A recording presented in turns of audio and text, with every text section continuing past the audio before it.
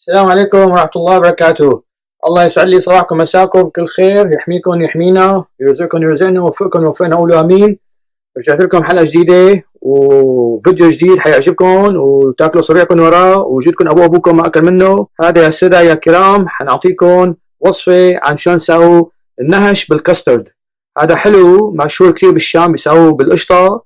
انا من اختراعاتي حساعدكم اياه بالايش؟ بالكاسترد. عبرك الله. شو المقادير؟ بسم الله الرحمن الرحيم، صلوا على النبي. شو بتكون؟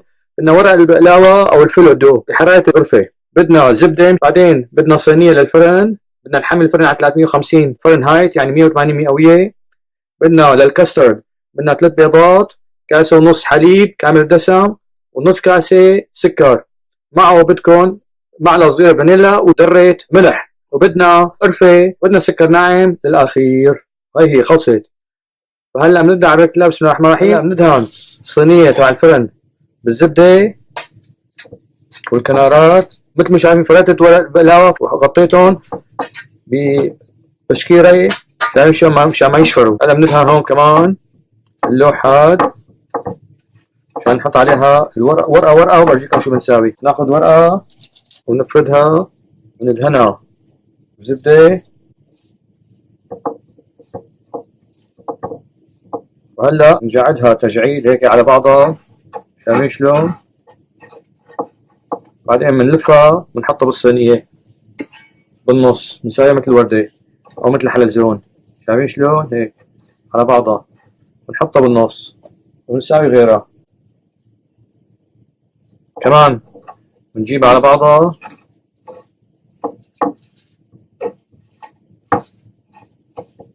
وبنحطها قدام اختها كمان، نساويها مثل الوردة. بنساوي هيك حتى نساوي كل دور ما داير الصينية. هلا دهنتهم بالزبدة.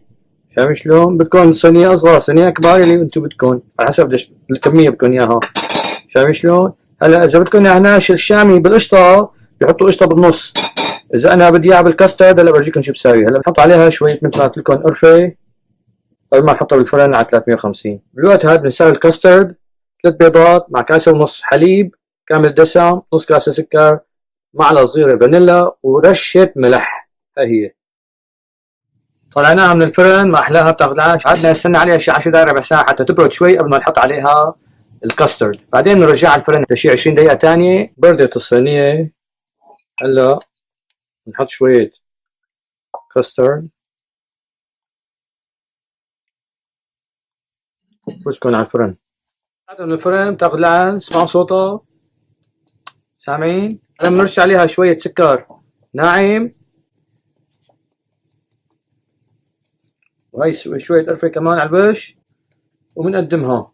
والف صحه وعافيه، وان شاء الله تعجبكم. تدعونا ولا تنسونا من الشير واللايك والسبسكرايب والدعاء. اللي عنده سؤال يبعث لي على اليوتيوب. وبنتي بدها وحده عم تقول لي يلا بابا سجل مشان ندوقها.